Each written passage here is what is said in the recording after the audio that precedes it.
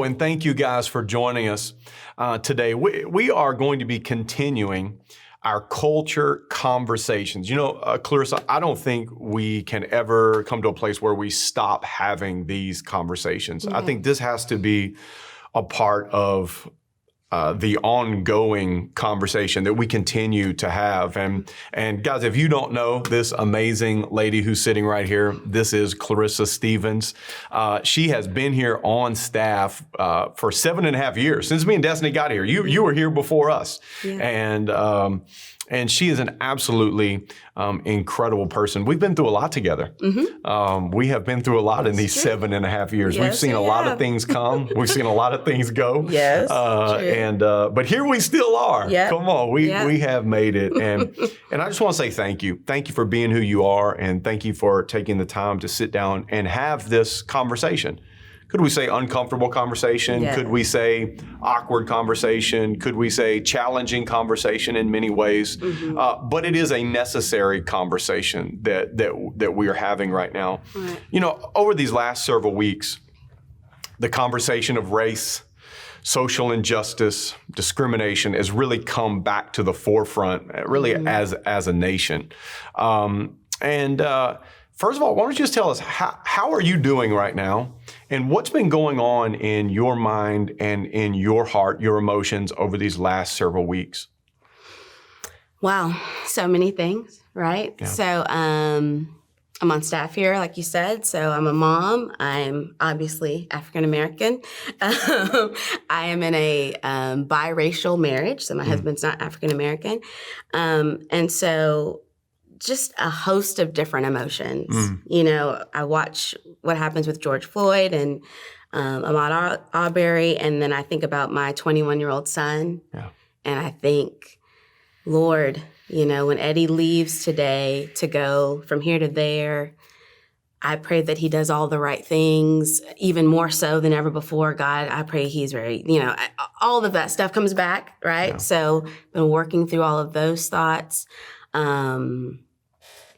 Just, I guess one of the things that I've been struggling with is just the response of the church at large. You know, some people have been very vocal about, hey, this isn't okay, let's talk about this. And others have been very silent. And I feel like their silence, to me, has been just as vocal as the people who are speaking out. So then I struggle with that because they might be a faith leader that I've listened to their podcast for a long time or watched their sermons. And now I'm wondering, and, you know, I don't want to, but I'm wondering, well, how do they feel? What do they think?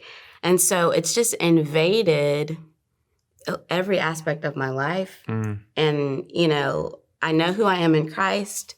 You know, I say this all the time. You know, people ask me about this. You know, I don't think of myself as a Black woman first. I think of myself as a child of God. Yes. But at the same time, I am a Black woman. Yes. In a world where people see that first. And so with that comes all kinds of things, with all kinds of emotions, all kinds of thoughts. So I've been a little bit all over the place. Yeah, tell me, in these last several weeks, what about just on a daily basis in terms of you interacting with other people, going into the store? What has that been like for you mentally and emotionally as well? Just interacting with other people, other white people, what has that been like? It's again one of those things you're like, I wish it wasn't this way, but you know, I go into a store and all of a sudden I noticed, or at least I think I noticed, because that's what happens when things like this happen. Right, sure. Everybody sees me. Everybody knows I'm Black. And now I have this Black mask on. And oh, God, what do they think? How do they feel? And all of that. You know, I see other Black people and we almost give each other this, I'm with you kind of a thing. Like that's come back, you know? It's like, it's just, I have this heightened sense again when I'm driving, you know, if a sheriff pulls up behind me or a police car or whatever, all of a sudden, again, I'm starting to like, okay, am I doing everything right? Where is my insurance card? Where is my registration? Oh God, I don't want them to think I'm gonna, you know, whatever. It's just all of a sudden, because of what's been happening, those are the kinds of thoughts and ideas, you know, that have been in my mind. Yeah, absolutely. Well, here, Clarrissa, we are in a community. We are brothers and sisters in Christ. Here, speaking really of Northpoint, not just of Bossier City, but here at Northpoint, we are a community of followers of Jesus who've at least decided to do life together in this season of life, right? We are here. We are doing life together. We are the inn, right, at the crossroads of life. We are a part of this church, of this community. How does it make you feel whenever your Christian brothers and sisters who happen to be white don't speak up whenever these issues of racism and social injustice come out? How does that make you feel? I think, going back to the way like some of those faith leaders that I might listen to or whatever, it's the same way I've kind of been wrestling with the feelings I have about them. Do they care? Do they see me? Do they know that I'm African American? How do they really feel? I may have never thought about that before. I may have just assumed it was all whatever. Wow. But when I don't see you speaking out or finding out how I'm feeling or whatever it is, then this little thing pops up in my head about, where are you really at with this? Wow. Which I may never have thought that before, but in this instance, there it comes, And I think it comes back to like value, right? Like how much do you value me, right? How much do you value our relationship? How important am I really to? I mean, would that be kind of along the lines of like what you were feeling personally? Yeah, for sure. Yeah. Just thinking, again, yes, we're all children of God and all of that. And, Jesus says, that we're one. But in this world, Clarrissa is African American. Yeah. And when she goes out in public, people don't know they don't know I'm a child of God. They know I'm African American. Right. Yeah. And so just not even going far enough to think about, I wonder how she's feeling, or just that, even a text of, are you okay? Hey, praying for you.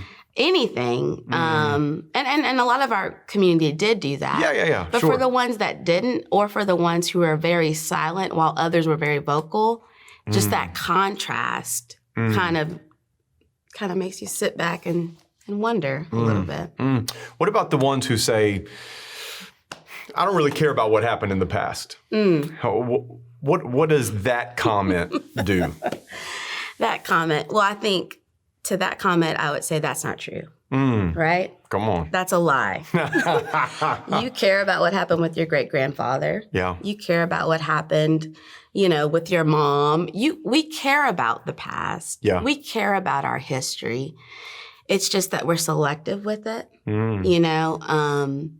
I think the history and the past that makes us feel okay about who we are or doesn't challenge us it's where you go all in with that. But the history that challenges us or that makes us have to, I don't know, dissect our own hearts, we're just like, I don't want to have any parts to do with that. So I think that that's my biggest thing when people tell me that. If we're willing to have that kind of a conversation, no, that's not true. You care about history. Yeah. It's just that it's what history do you care about? Yeah. Oh, wow. That's good. You want to study your ancestors, and they came from Ireland and off the boat, and they did this, and my grandfather started this business, and you really care about history. Wow. It's just that there's something about this history that kind of makes you go, oh, so that's what I would say. Good. Hey, we've talked about the people who are silent, right, not speaking up. What about the people who are speaking up, but they're not speaking up against racism? They're not speaking up against social injustice. They're speaking up because Mississippi is changing their flag and the Confederate flag emblem is being removed from their state flag. They're speaking up because Confederate monuments are being moved. They're speaking up for those things. Right. How does that make you feel? I mean, I don't want to rush to judgment on those people, But I will be honest and say that's what I do sometime, right? So when I see that post, they've been silent, but then they all of a sudden post about this isn't fair. What about our heritage? I'm like, what? You know, what about our history? Whoa, okay. And again, it goes back to that, like, we don't even see how dishonest we are with ourselves. Wow. Like, this history is important. Wow. This monument matters, but this doesn't matter. Wow. You know, me having to be afraid of my son going to the store doesn't matter. Me worrying about how people will feel when I go into a certain store and being followed around, that doesn't matter. Like, how does that matter more than me? Yes. The Clarrissa, you know me. Yes. You know, Eddie, you know Eddie. Like, Yes. And again, the dishonesty in that is what I think hurts me more. Wow. Because I don't care about Black history and I don't care about slavery, but don't you dare tear down this monument. What are we saying? Wow. We can't say one without saying, we're saying yes to one thing and no to another. Wow. Because, I mean, you've always, you taught me that, and I always thought that was really good. Just when you say yes to one thing, you're actually saying no to something else. Yeah. And that's kind of how it makes me feel. Yeah. Whether that's right or wrong. Yeah. It's like I've chosen a side, and it's not your side. Wow. And you know, you reminded me of something else that we always say here is that being honest with yourself is probably the hardest thing that you will ever do in your life. Right. 100% gut level honest with yourself. If it's not the hardest thing, it's one of the hardest things. Yes, it is. And I think we're seeing that right now. I think we're seeing people not be honest about how they really feel. Right. Not be honest about how they really think. And it's bleeding out in Facebook comments and Facebook posts on Instagram, different places, even in conversation, right? We're seeing that.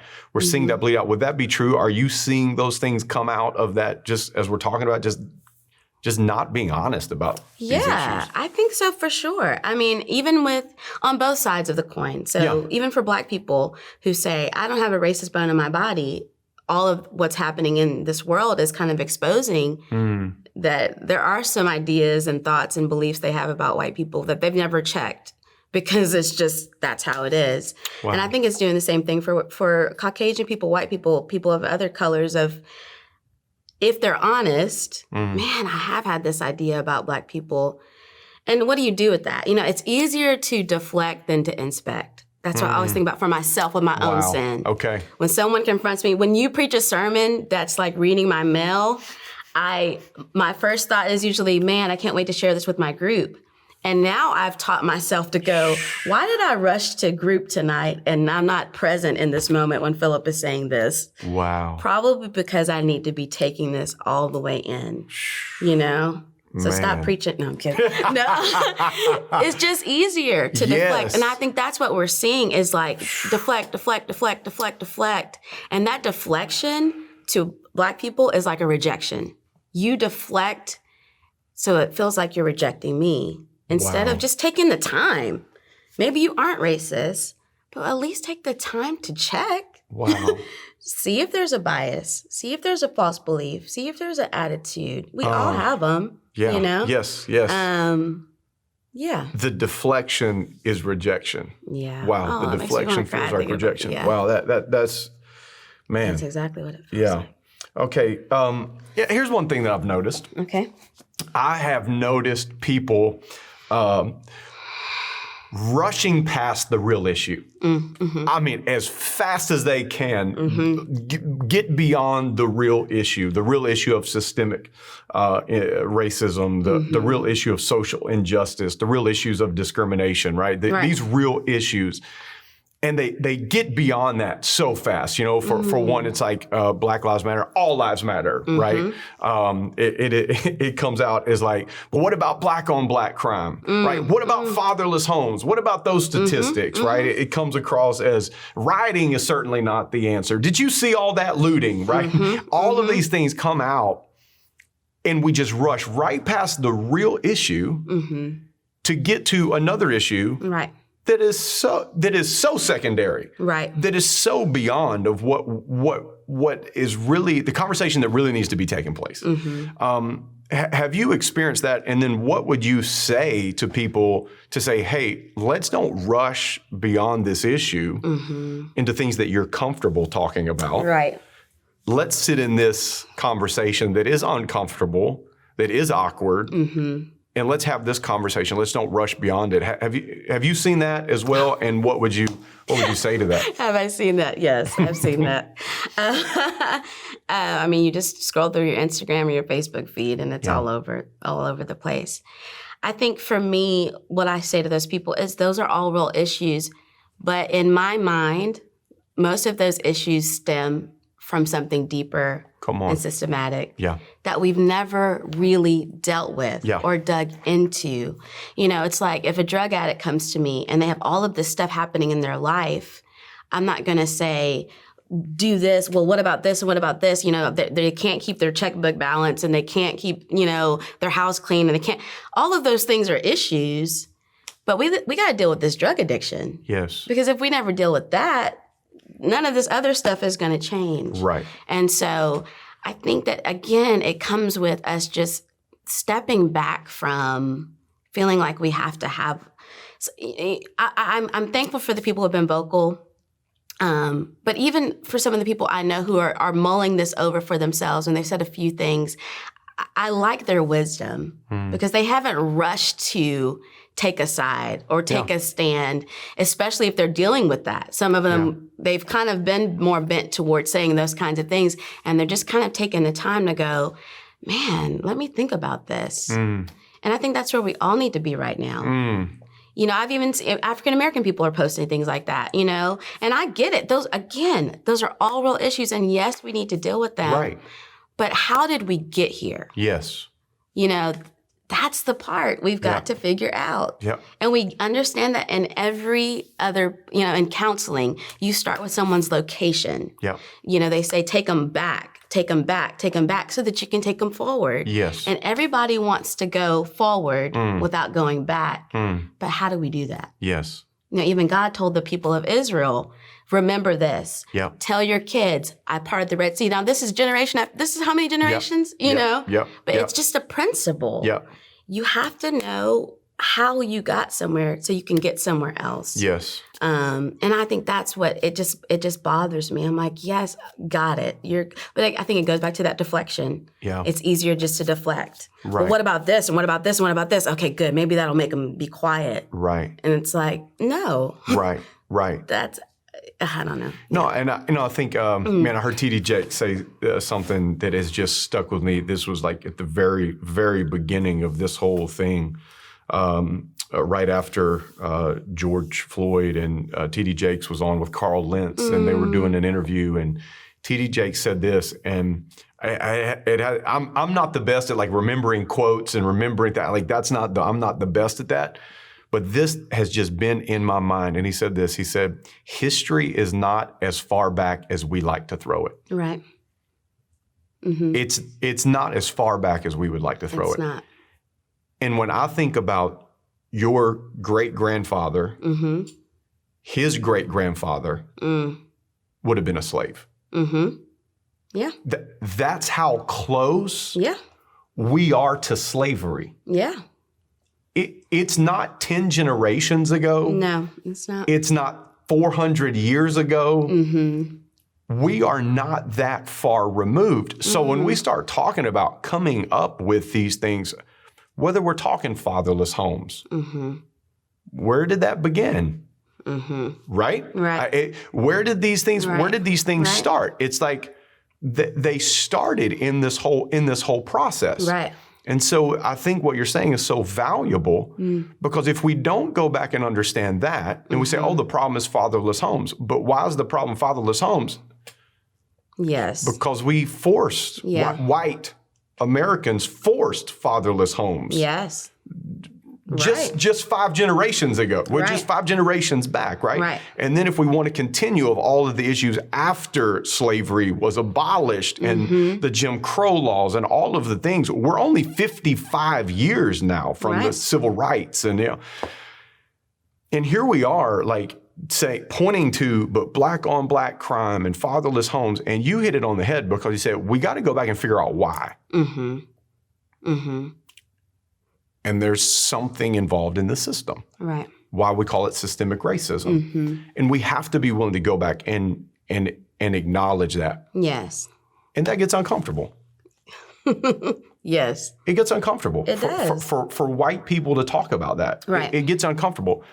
But man, nothing changes. As you just said, we can't change our future if we don't acknowledge our past. Right.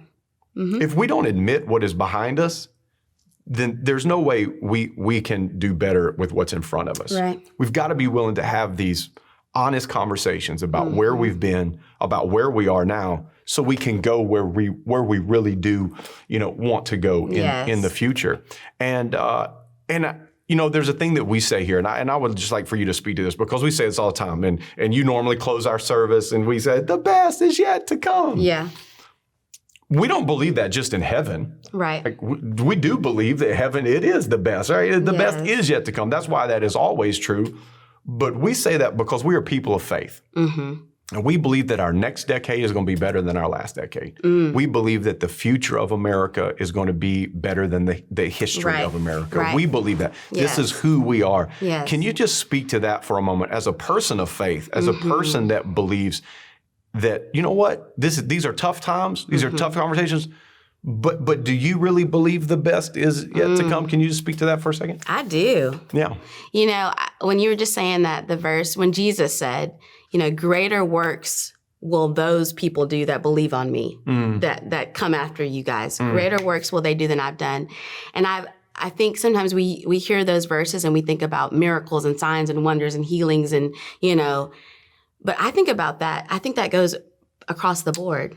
Wow. Greater works. Jesus came and he kind of blew people's brains up when it came to, ethnicity, social injustice. Jesus invented social justice, that's my belief. Yeah. When you break that word down, social is just people, community, justice. Yeah. But Jesus' platform is justice. That's right.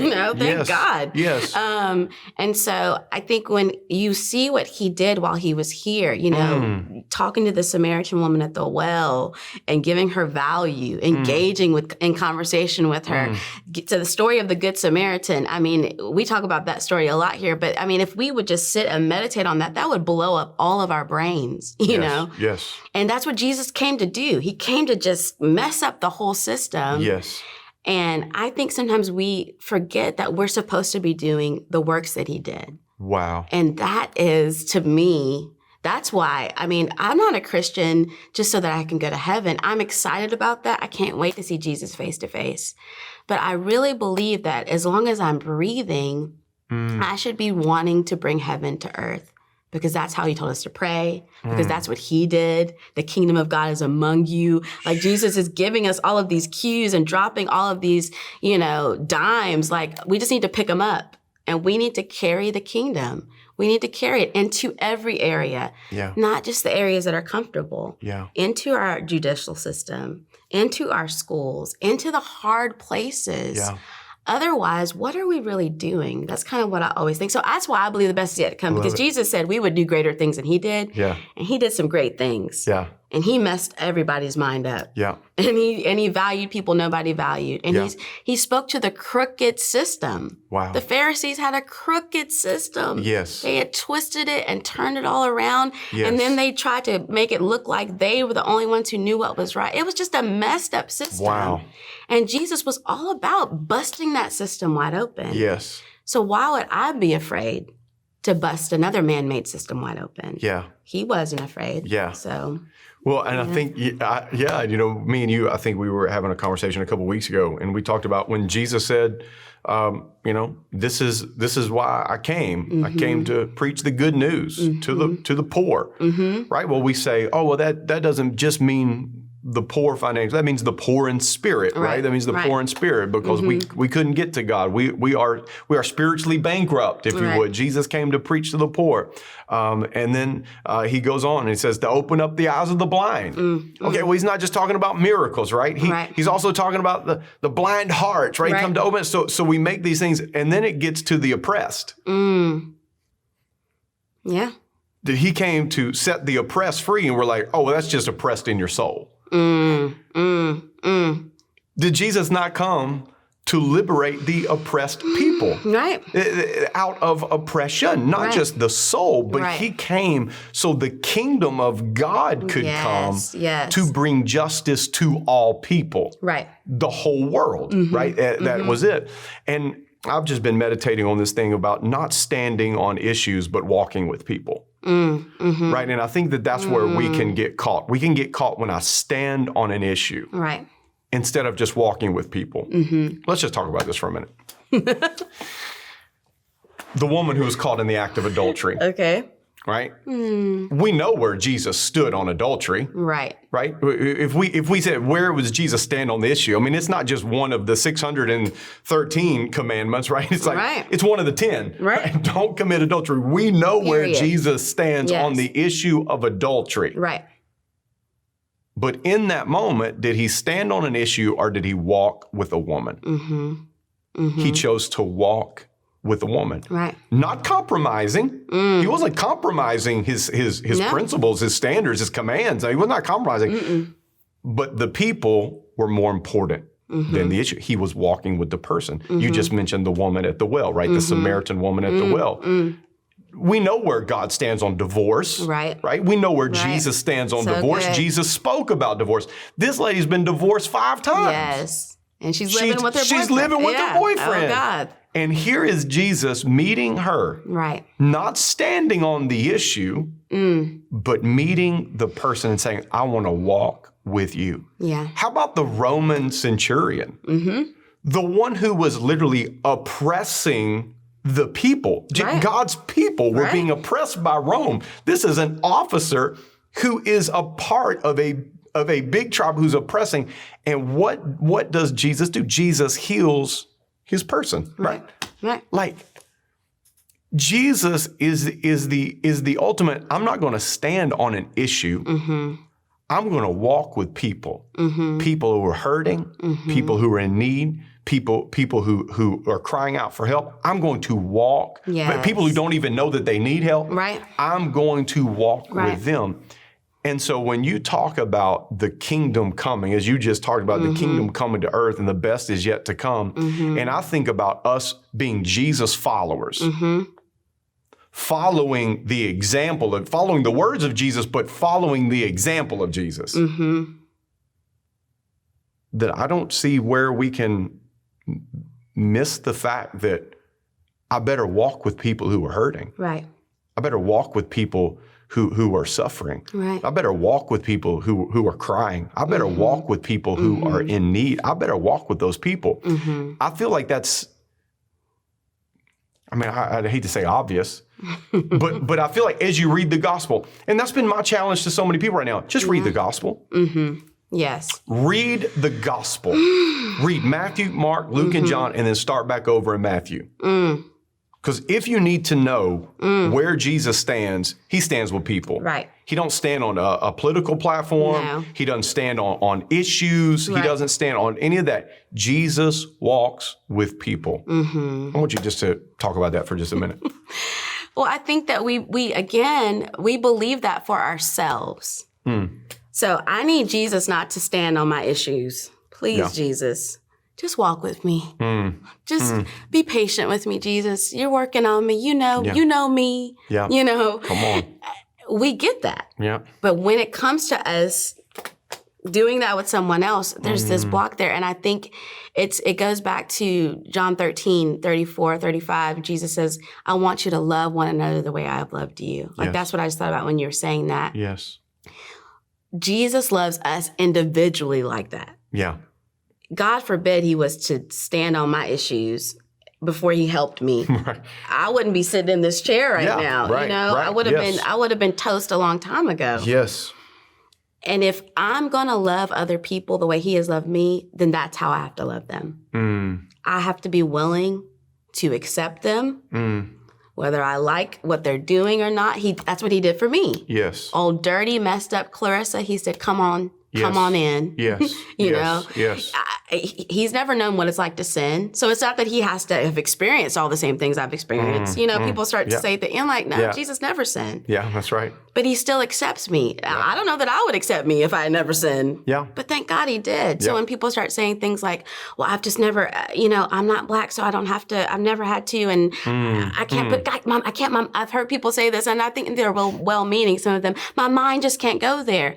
Well, sit with the black person that you love, and your mind will go there. Yes. You'll be able to feel their pain. You'll be able to see what they see, but you have to be willing to walk with them. Wow.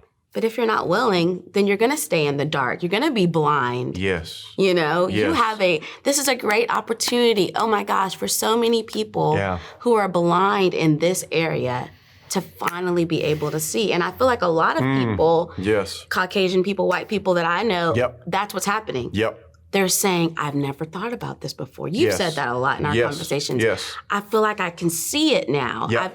Yep. What an amazing awakening we could have in the church if we were just willing to do exactly what you said, not stand on the issues, but to walk with one another through this. Yes. And vice versa for black people to not, be like, now you sit down and let me just tell you. Listen to what, because if I hadn't been willing to hear you say, I've never thought about that before. Yeah. And I'm just like, duh, Phillip, you should have done. But that is sometimes the response. Well, how did you not know? Yeah. Because you honestly had no idea. Absolutely. So we have to be willing to do this. Yeah. And not try to even rush that. Right. This might be a lifetime. That's right. This might be this might be years. Yes. And, but just being willing to walk with one another. Yes. I think that's what will shift, especially within the body of Christ, but even outside of the body of Christ, walking and, I love, that's why reading and all of these things come in, and listening to videos and watching podcasts, I just said that, you know what I mean, is, again, I don't have to have experienced it to learn. And again, when I hear people say things like that, I'm like, no, you're lying. Wow. I mean, for lack of a better word. Yes. Because you read a book in school and you could feel what the author would. We know how to do this. Wow. We know how to do this. Yeah. Yeah. It's just, for some reason, we're not willing to go there with this issue. Yes. So we have to stop making excuses. Yeah. And we have to be honest. Yes. You know? I heard something so good about this, you're talking about, and they were saying, people say, I don't understand all this. I don't understand all this writing. I don't understand. And they brought this point, and I thought it was so powerful. They said, that's your job to understand. You don't understand why they're doing that because you don't understand, and you are in charge of what you understand. Right. That's so good. Man, and as soon as I heard that, I was like, that is our responsibility. Right. It's my job to understand. It's my job to read the books. It's my job to listen to the podcast. Right. It's my job to follow the great thinkers and crafters. It's my job to put myself in that place where I can learn, so I can go, aha. I get it now. Not fully. Yes, I don't fully, but I get it. Yes. I get it enough to have some understanding. Right. And that understanding is literally what we put under our standing. Right. It's what creates the foundation. And so for people, they're like, they just feel like this. It's because you don't have the understanding. Where does that understanding come from? It comes from the places that we've said, but it also comes from this. Conversations. Sitting down and saying, hey, will you tell me your experience? Will you tell me what am I missing here? What do I not know that I need to know? Yeah. And allowing you to speak freely without a filter. Right. Without trying to make it nice and neat for me. Yes. For you to speak it real and genuine and raw and the way you feel it, so that I can feel it as much as possible the way that you feel it. And I think that is, it goes back to this conversation, the importance of these conversations. We have to be willing to talk to one another. Right. This is where we learn. That's it. And and so, okay, let's move on. We took a little Jesus moment there, right? Come on, we just had a little Jesus moment. That was good. Moment. As Christians, we admit that there's evil in the world. I mean, if you are a Christ follower, you have to believe in evil. You believe in Satan, you believe in sin, you believe in evil. Right. Why do you think so many white Christians are so hesitant to acknowledge the evils of slavery? Why do you think if we acknowledge that there's evil, we admit that there is evil in the world, real evil, why do you think that we are so hesitant to acknowledge the evil of slavery, the evil of the mistreatment of African Americans in this country for hundreds of years? Why do you think that is so difficult? I think there's a lot that comes with it, right? Yeah. If I acknowledge it, then some people's reaction is, now I have to do something about it because that's just their personality or, whatever it is. So I don't want to give that energy, I don't want to go there, If I acknowledge it, for some people, especially in the South, then I admit that my great-great-grandfather was possibly a murderer and a sex trafficker and a human trafficker, and that we profited from it, and that now I have to do something about that because you know what I'm saying. Yep. So I think part of it is just, what do I do if I acknowledge it? Yep. That maybe I've even contributed to that system. I've kept the roots of slavery alive in my business, in my family, in my. It's like if I say it's a real thing and that it happened and that it was bad, am I discounting my father, my family, my heritage? That's what I've heard some people say. And I'm trying to listen to that. Because to me, I'm like, oh, no, I've never thought about that before. I was told that my great-great-grandfather came here and he bought us a bunch of land and we had a plantation and it was a great place. And he made this city what it is, wherever they're from. Yep. Do I now go, oh my God, I've never thought about that before. And if I allow myself to go there, now what?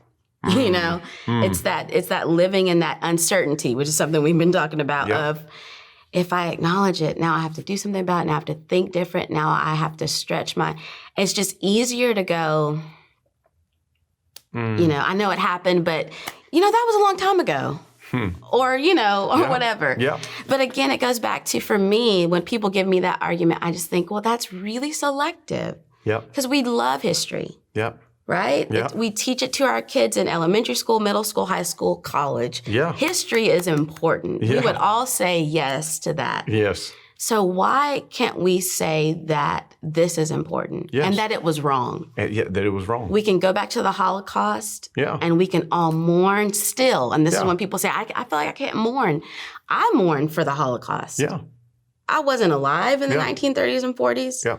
But when I watch the documentaries and I read the books and I read the articles, I cry. Yeah. I mourn. I think, how did that happen? How did we let it happen? I sit in it for a little bit because I don't ever want to be a part of a system that could allow that to happen again. And so it does something to you when you acknowledge an evil that was prevalent in your country's history. Nobody really wants to go there, but we have to. It's the same way we do with Native Americans. I don't want to talk about that. Well, they were, it's weird the things people begin to say. Well, they needed the European. And then you're like, listen to yourself. Like, it's messy. That's a big reason, because if I acknowledge it, it's just so messy. Oh God, now it's going to mess with all of my sensibilities. Why didn't they teach us that in school? What else am I missing? It opens up all these doors, Wow. And so, yeah. But it's important, right? For us to call. God, it's important for us to call out that sin. It's important for us to call out that evil. I'm just sitting here thinking as you're talking, I've never really thought about this before, but how people that just say, well, I'm a sinner. Well, okay. But what sin are you committing? Right. Right? Like it's way more powerful when I can identify this is what I'm doing that goes against the life that God created me to live. Right. and I put my finger on it. And when I do that, that empowers me to change it. So if I just live, well, you know me, I'm a sinner, and it's broad and it's general, and it's kind of like, I'm just kind of sweeping it all under. Right. What happens is it continues. Exactly. That's in our personal lives. Yeah. Right? It continues because I'm not dealing with that. Right. So here we are, not talking about the evil of mistreatment, not being willing to admit it. Now we move forward 150 years. It's still happening, not slavery, mistreatment of African, it's still happening. And is it possible that it's happening because we haven't put our finger and said, this is it? That's it. This is the sin. This is it. It goes back to that location. Again, in counseling, they say take people back. They call it location. Before you move to transformation and reconciliation, you have to go to location. Otherwise, they're going to be right back in the same place that they're in right now. Yeah. And a lot of people want to rush to, well, here I am now. I don't want to talk about that. Right. Here I am. Just tell me what I need to do. I can't tell you what you need to do until I tell you what you did. And we talk about why. Yeah. Why did we build a country on the slaves of Africans? Why? How are we still doing that with Latinos, with other, like now, see, let's talk about how this has just infiltrated our system. Yes. It's still there. Yeah. It's just got different names on it now. Right. And so I think if we don't acknowledge that it happened, it was wrong, it was 100%, 1,000% wrong. Yeah. There were, people start to glorify it. Well, I know there were slave owners who loved their slaves. Stop. It's kind of like the deflection of what about this and what about this one? No, stop. Yes. People were pulled out of their country of origin. They were living their own lives. Oh, God, yes. Being successful in their lives, and they were put on boats and brought to a country that they didn't want to be brought to. Yes. If we don't talk about that and deal with what the repercussions of that, if we want to go spiritual again, there's spiritual repercussions for things like that. Yes. God talks about the sins of the father, revisiting, and people want to say, well, I'm covered in the blood. Listen, we understand this in our DNA. Yes. My great-grandfather had diabetes. Now I have diabetes. Yep. It's a law. It's a spiritual principle. Yep. And we can't act like it's not important. Yeah. We've got to dig these roots up. Absolutely. So that we can plant some new trees. I want to plant some trees that are so multi-ethnic and diverse and honest and just something that my kids and my grandkids can be proud of. Yes. To say, not only did my mom and my dad and their friends say never again, and yes, this is an issue and we need to talk about it, but they left us something better. Yes. Maybe it was just a seed. Yeah. But they left something in the ground that we can build on, that understanding, that foundation that we could have done a long time ago. But we've just allowed slavery to turn into so many other things. Jim Crow, segregation. Yep. It's just, we've just started calling it different names. Yes. Rezoning neighborhoods. Yes. It's all an outflow Yes. of this same evil. Yes. And if we don't deal with it, then we're never going to be anywhere better. Yeah. You said something just a second ago. You want to pull up those roots, right? Yes. That's hard work. Yes, I know. It's hard work pulling up roots. I don't know personally because I don't do any work out there in the garden, but I made Adam Omritzer before he left our house, our exchange student. I let Adam get out there. And man, he was digging in this, we hadn't even, it was a place that we hadn't even ever put anything before. And it was it looked like it was a garden before we got to the house, right? Like it was a long time ago. And so he started pulling up these massive roots. And they were just roots in the ground. Like he was just kind of working and was hitting stuff. Like nothing was coming up. You couldn't even see anything above the ground. Wow. But it was the roots. And I'm talking about an 18-year-old strong kid. I mean, these roots were giving him everything he wanted. It was so much work to pull these roots up. But we know you got to get that up if you're going to plant something new. Right. That's a lot of work. Yes. It's a lot of conversations. That's a lot of hours. It's a lot of me relearning. Yes. For me as a white person, it's me relearning history. Because I'm learning things right now that I didn't know. Because they didn't teach it in my history class. Right. I'm having to relearn so many things. And that takes time. It takes effort. It takes me now wrestling with, was my sophomore teacher lying to me in American history? Like, did they intentionally not tell me that? Did it just, and now I've got to begin to wrestle with, why has nobody told me this until now, right? Now I'm wrestling with so many things. And I'm having the conversations, and it is so much work. But isn't that true with anything that's ever valuable?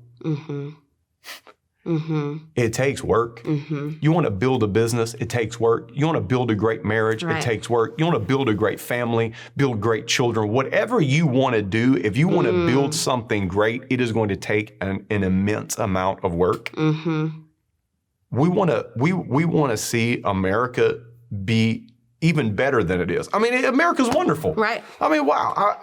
I've traveled to 30 plus countries in the world. We are blessed to call this land home. Amen. There's no question about that. That's true. But it can be better. Yes, absolutely. Just like my marriage can be better, just like I can be better, our country can be better.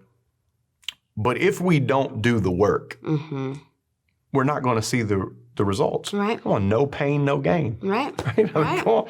It's in every gym, right? Yeah. No pain, no gain. We understand that. But are we willing to go through the pain? That's always the question. I think just like in our own lives, we get to a place where we're like, this is good enough. And I feel like that's where we've gotten with racism over the generations. Wow. Civil rights, good enough. Take down the water fountains. Okay, now we're good. Oh, desegregate the schools. Now we're good. It's always like, isn't that good enough? No. No, wow. The answer is no. This is why people don't grow in their faith. Come on. I'm a little bit better than I was yesterday, and that's good enough for me. Well, we're supposed to be transformed from glory to glory. That sounds like a process. That sounds like me going from here to there. Yes. But it takes work.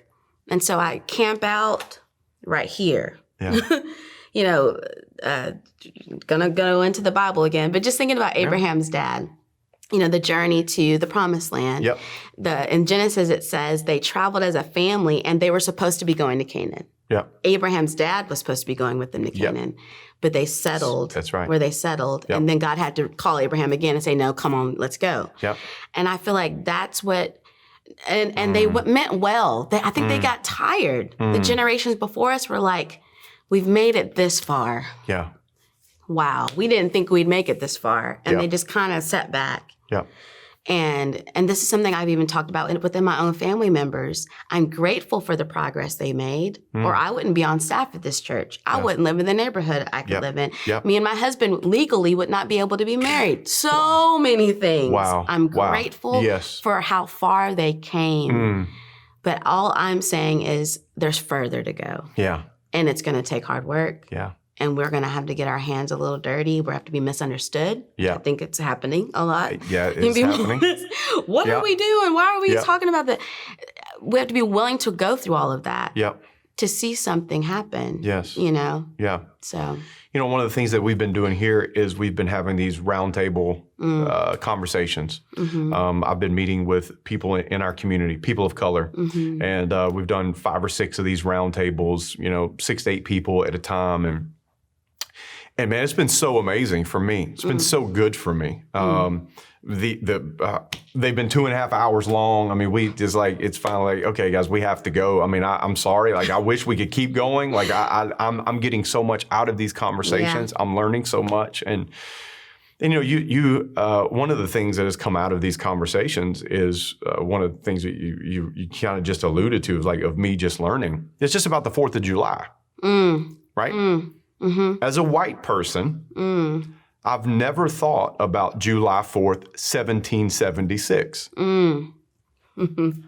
Yes. What was liberty for me was still meant enslavement to you. Right. I've never thought about that before.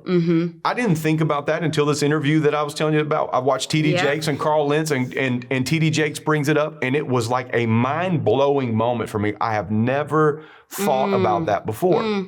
So ever since then, I've been doing my own little research, okay, my own little survey.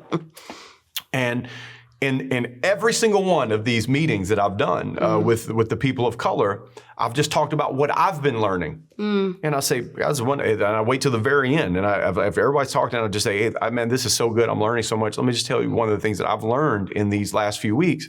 And I've learned about the 4th of July. And I just pause. I don't say another word. I don't say what I've learned. I just say 4th of July. Every person of color has smiled, laughed. Come on, Pastor. Like, surely, said something. One without fail, 100%, except for one. There was one who was like, "What about the 4th of July?" But anyway, it was a funny story, and it ended up really good. But there was one that didn't. Everybody else. Yeah. I have done with white people, and I talk about what I'm learning, and I say the 4th of July, and they just sit there, and they say, "What about the 4th of July?" 100%. These are 100%, almost 100%. It's been 100% of the white people. I have no clue. They're like, well, what do you mean? And I say, man, 1776, the birth of our nation. What we're celebrating, we're celebrating freedom, and they were enslaved. They have my same reaction. Oh my God. I've never thought of that before. Never thought about it. I've never thought about that. So July 4th was different for me this year. Yeah. Not that I don't love our country. It's not that I don't celebrate our country. I'm so grateful. But it gave me another perspective. Because as I share around the table, and I share what I've been learning, and I say, this is why it's so important that we have these conversations so that I can learn. Because I said, without fail, we used to do picnics here, right? We had, picnic after, have food and everything. I said, without fail, right? I've been like, hey, Larry, happy 4th of July. Isn't this great, man? God bless America. And he's like, yeah, Pastor, this is great. And turn around and be like, that poor guy. He just doesn't get it, and everybody laughs. Exactly. They fall out of their chairs laughing because it's true. Because 100% of the people over here have a perspective that 0% of the people over here have. And if I'm not having these conversations, man, I'm not learning about that. I'm not hearing about that. And so therefore, I can't just say, hey, I see you. I know this is not as easy for you. Not that you can't celebrate the 4th of July. That's not what I'm saying. But still, there's that awareness. There's just the awareness that, man, this is different. It's not the same. Right. It's just not the same. Right. And that makes us better. It does. That makes us better when we can come together and be like, man, do we still love our country? Yes, we love our country. Do we pray for our country? Yes. Are we thankful for our country? Absolutely. Yes. But man, when we can connect on that level and go, it's not the same. Right. And so that's some of the things that I've been learning and that have come out of these conversations. And we know the power of conversation. Yeah. Right. This is what we talk about all the time. I mean, even when we had Jelani Lewis, pastor at Gateway, my best friend, and we did that Sunday with him. And he talks about diversify the dinner table. Right. It's one of the things that we have to do. Right. In the conversations that I've been having over the last few weeks with some white people who are just a little frustrated right now. They're frustrated with some of these conversations. They don't really know what to do or how to feel. And it's just a lot of tension and stress kind of building up over these conversations. And they all agree conversations are good. They all say, oh, yeah, that's good. Diversify the dinner table. Yep, that's good. But when they're having a hard time and I ask them, how many people have you had in your home? How many people of color?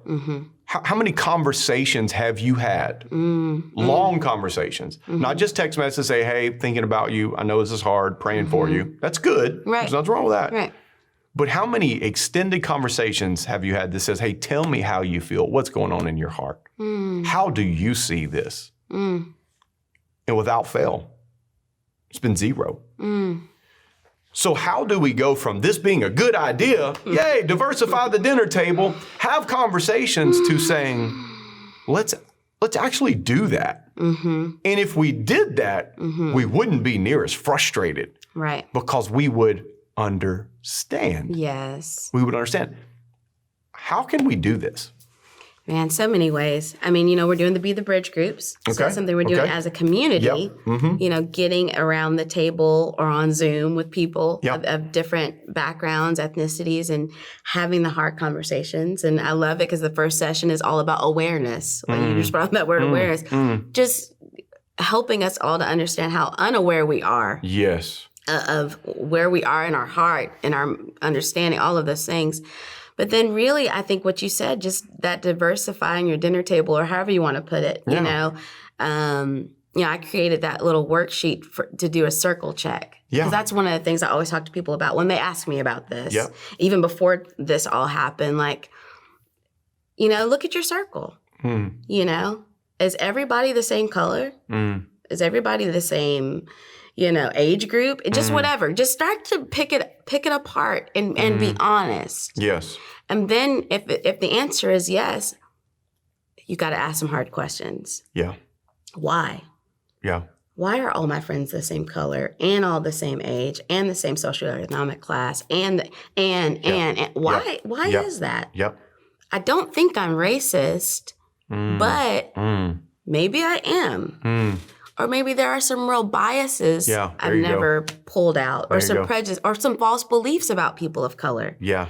Maybe I don't want to be uncomfortable. Maybe what I really want is a comfortable life. Maybe. Because if I start to go out and get people of color and bring them into my circle, am I going to lose this friend? Because I know how she feels about those people. Wow. I really want to. Am I good? Again, it just opens up this whole. And I think I just hope that Christ followers, especially in this season and for the rest of their lives, will be brave in this area. If we can't confront this in our own hearts, there's no hope for the world. Come on. Period. Come on. I mean, at least that's my belief. Come on. If I am okay with going to my grave with a family that's all the same color and friends all the same color, and there's something wrong. There's something wrong. Wow. I don't know what it is, but I'm not content with it being this way. And I always think, man, if we could just do this. Wow. Get comfortable being uncomfortable. You say it all the time. Yes. If we could just do it. I'm going to have coffee with that lady who goes to church with me. I don't really know her, but I did get her name that time, and I got her number, but we never text. And I'm just going to say, hey, will you meet me at Starbucks? And I don't even know what this is going to be like. This might be so uncomfortable, but I'm just going to do it. Yes. I think once people do it, it's like riding a bike. It's like doing anything we're not comfortable doing. Yes. Then you go, okay, I can do that again. Yes. And I can do that again. And then before you know it, your life looks different. The way you think looks different. You've been exposed to something different. And I think we just have to be unafraid of the different. Yeah. You know, we want to, it almost makes me mad when people want to rush to, well, we're all one in Christ. Believe me, I'm standing on that scripture. Yes, I believe it. There is no Jew, Gentile, Greek, blah, blah, blah. That's right. Get that. That's right. That's right. 100% believe it with all of my heart. But that doesn't mean there's not some stuff in my heart that I have to deal with. I can't rush to that scripture if I'm not really there. See, so we start wanting to claim things all of a sudden. Yeah. It's like, really? Oh, yeah. Do you really believe that? Yeah. Well, then why? Yes. Why is your dinner table all pasty or all brown or all whatever? Yeah. Why? Yeah. Why are all your family photos all the same?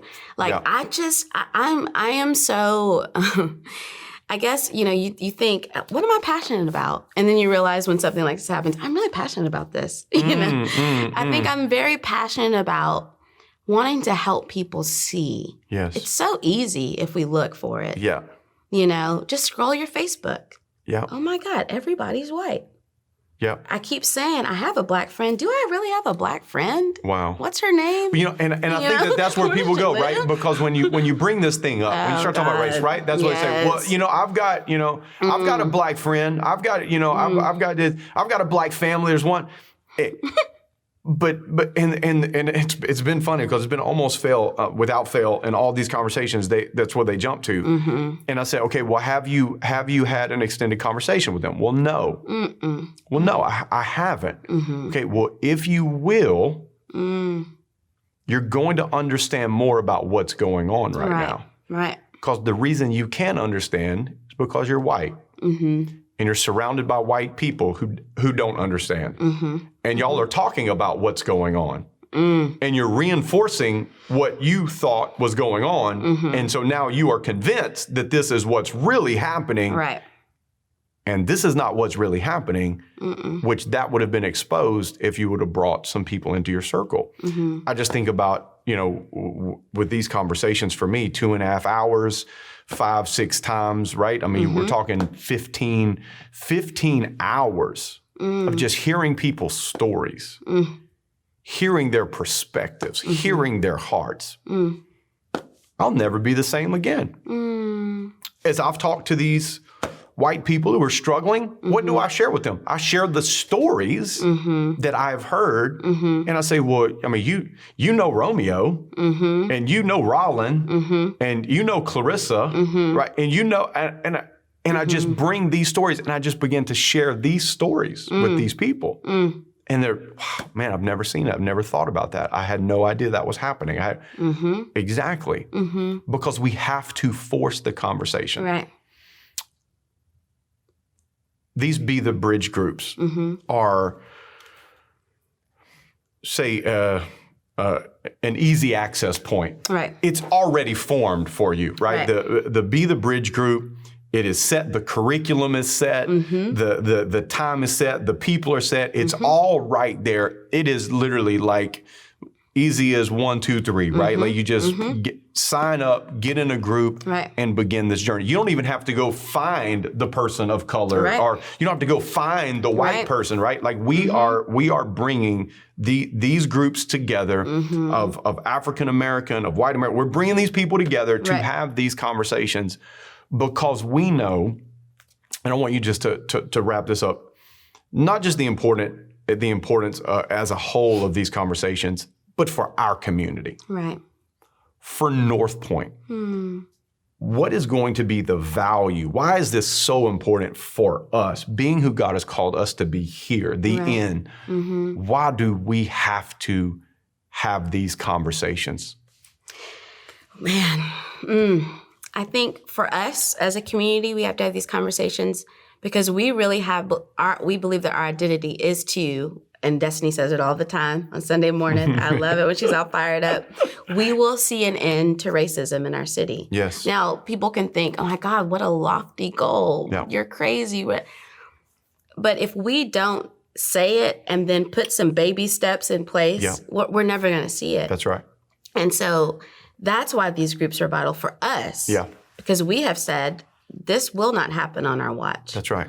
We will not be content with a church that is divided by color or social and economic class, none of that. And I think what these groups are going to do is they're going to reinforce our mission. We're going in. It's funny. You told me, because I'm always like, tell me I need a vision. And we have these 5 things that are up in my office. And the 5th one says, we will fight to see an end to racism and prejudice and bring unity to our city. Yep. And I just read it again today. Yep. And I'm like, that's what we're doing. Yes. And that's what these groups are going to do. They're going to help. I would say that, most of the people in our church who are getting into these groups, they're not getting into them because they're racist. They're getting into them because they want to learn. Yes. And they want to be anti-racist. Yes. They want to take that next step. Yes. They're like, no. Yes. Whether they're a person of color or they're a white person, they're like, I want to make sure this isn't in my heart. I want to sit in some of these stories of what's happened, how we got where we are. And I really want to work through this process so that when I come out of this group, I can even be more knowledgeable, which is going to be great. But that's just half the battle. Yeah. You know, knowing is half the battle. That's one of my favorite things that I learned from G.I. Joe as a little kid. But I think what these groups are going to do is they're going to move us all into action. Yeah. When we see the injustice, we're going to not be afraid anymore. Yeah. I was just talking to one of the ladies in our community who's going to be a part of one of these groups, and she said something so beautiful. And the reason why she wants to be in this group is, she said, I used to think of this as an individual thing. I'll just teach my kids not to be racist. I'm not racist, and we'll just not be racist as a family. Yeah. It's an individual thing. Yeah. And she said, but God is showing me this is an individual thing. This is a community thing. I mean, she almost made me cry today. I was just like, she's like, and that's why I want to be in this group. Wow. Because, and that's something I keep hearing people say, why they won't enter into the group dynamic or even the conversations is, well, I know I'm not racist, so, you know, I'll just keep not being racist. And Yep. But when we join together as a community, Yeah. and we're willing to have the hard conversations. These groups, we're going to be having some hard conversations. Yes. We're going to be working through some things. We're not probably all going to agree on some of the answers to some of these questions, but we're going to be so much better in the end. Yes. And I think for our community, we've already declared that's who we are. Yes. And now we're just reinforcing it. That's what these groups are doing. Yes. And I just can't wait to see what comes out of it. I feel like it's going to birth more groups. Yeah. It's going to birth people who are more vocal when they go to Target and they see something, the courthouse. Yes. You know, I've heard some of my friends even begin to say, I've never noticed before that when I went to the doctor, that when a Black person came up before me, they whatever, you know, they called me first. You know, I've never seen it. But now I feel like that's what it's going to do. It's going to help people see. And it's going to change the way they interact in the community. And when we go into the schools, it's going to change the way we see these little boys and girls. Yes. It's going to really reinforce who we've already declared we are. Yes. And it's going to give us some fuel for the future. Yeah. I just can't wait to see what happens in these groups. I'm excited about these groups, and I'm excited about us continuing these conversations. I'm excited about what God is doing in our community, what God's going to continue to do in our community. And you know, the more that we learn, the more that we grow. And the more that we grow, the better we become. The better we become as individuals, the better we become as a community. Right. And that's why these conversations are so important, because I get information. That information gets into me and it turns into revelation. Right. And through that revelation, it leads me to transformation. And so I believe that's what we're after, you know? And so I want to just say thank you once again for being such a blessing to our community. And thank you for joining us for this cultural conversation. And you can rest assured there are going to be more of these to come. God bless you.